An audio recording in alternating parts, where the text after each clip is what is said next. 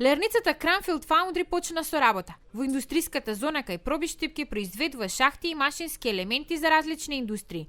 Фирмата што стои зад инвестицијата е презентирана како носител на руски капитал. Собствениците тврдат дека се работи за најсовремена и безбедна леарница во Европа, во која досега се вложени 17 милиони евра. За нас е исто така важна и заштитата на нашата работна и животна средина.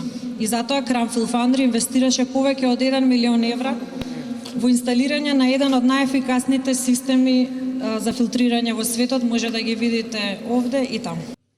Кога пред 5 години беше најавена инвестицијата, се организираа граѓанските активисти кои се сомневаа дека отварањето на овој капацитет ќе биде нов загадувач во Пробиштип. Еден од најгласните тогаш беше сегашниот градоначалник на општината, кој сега вели добил уверување дека инвестицијата е безбедна, но сепак најави строга контрола на целиот процес и поставување на мерни станици во близина на фабриката. Смета дека и втората и третата фаза ќе се реализираат, но во помал обем. Односно, можеби ќе дојде, ќе има обид да реализираат втора фаза, меѓутоа со многу помал вршина, бидејќи индустријската зона не окази веќе со англиската инвестиција која што купи 97.000 квадрати, најголем дел е продадено земјиштето, останува еден мал дел. Во безбедноста на инвестицијата се уверени и од владата, бидејќи компанијата набавила опрема од најдобрите европски компании. Како странска инвестиција, веќе добиле поддршка по различни основи. Нивното уверување го делат и граѓаните, според кои најважно е што ќе има нови вработувања. Новата фабрика за отворањето во еден смисол е добра, а во друг смисол дека е затровање, ќе биде отрови, ќе има, е лоша.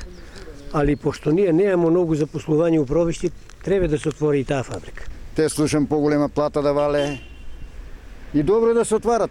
Меѓутоа сепак е пак тешка индустрија.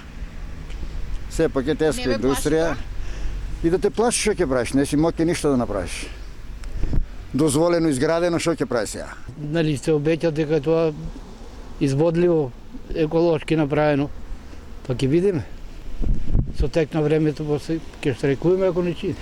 Првиот договор со македонската влада Cranfield Foundry го потпише уште во 2014-та. Тогаш медиумите пишуваа дека фирмата е регистрирана на Девствените острови, држава позната како офшор дестинација.